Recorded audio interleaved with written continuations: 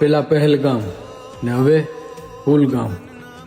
કાલની ઘટના તમને કહું, બધા લોકોએ અત્યારે આ વિડીયા જોયા જ છે. જાતિને ધર્મ પૂછીને માર્યા હતા પહેલગામની અંદર. બધાને ખબર છે કે તું હિન્દુ છો કે મુસલમાન. હવે ઈ જ થયું છે. બે સિવિલિયન્સ, બે મજૂરી કરતા લોકો, જે ઈટના ભઠ્ઠામાં કામ કરતા લોકો, બે એને નામ પૂછા, ધર્મ પૂછ્યું પછી માર્યા. એમાં એક મૃત્યુ પામ્યો છે અને એક એના મોત સામું લડે છે. અત્યારે એ ઘાયલ છે. અરે ખદડાવ, અરે હલકી નાવ. જાતિને ધર્મ પૂછીને મારો છો, કેટલા હલકાઓ કેવો તમે. અને જેટલા હિન્દુ છે ને, એને મારે એક પ્રશ્ન કરવો છે. તમે ક્યારે બોલશો આની ઉપર? તમારો અંદરનો જમીર મરી જાય ત્યારે બોલશો.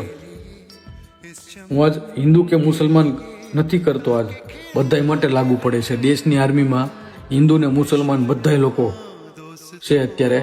ત્યાં જવાનો જેટલા છે ને દેશની આર્મી, ત્યાં બધા છે.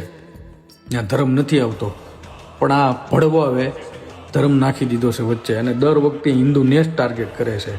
હવે લોકો ત્યાં ફરવાય નથી જતા જમ્મુ કાશ્મીરની અંદર, કેમ કે લોકો બીવે છે. ધર્મ પૂછીને મારે છે ને એટલે કોઈ નથી જતો. ગુજરાતીઓ એટલે ઓછા જાય છે, હવે જાતા પણ ઓછા જાય છે. પહેલાની જેમ હવે નથી જતા, કેમ કે આ હરામખોરો ધર્મને ટાર્ગેટ કરે છે.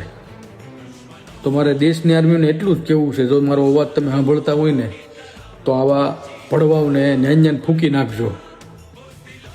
આ બને ને એટલો વિડીયો આગળ શેર કરો.